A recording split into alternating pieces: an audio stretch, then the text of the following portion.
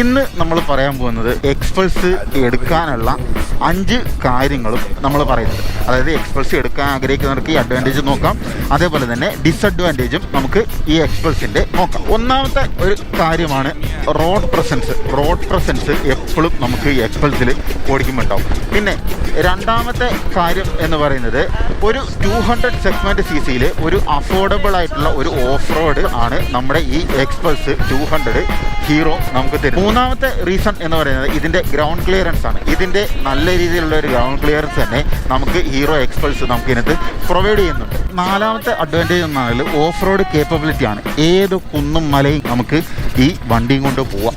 പിന്നെ അഞ്ചാമത്തെ ഒരു അഡ്വാൻറ്റേജ് എന്ന് പറഞ്ഞാൽ ഒരു 200 cc സെഗ്മെൻറ്റിൽ നല്ല ഫ്യൂൽ എഫിഷ്യൻ്റ് ആയിട്ടുള്ള ഒരു വണ്ടി നമുക്ക് കിട്ടുന്നത് നമുക്ക് ഈ എക്സ്പൾസിലാണ്. ഒരു 40-45 കിലോമീറ്റർ നമുക്ക് 1 ലിറ്റർ പെട്രോളിൽ നമുക്ക് മൈലേജ് നമുക്ക് ലഭിക്കുന്നുണ്ട്.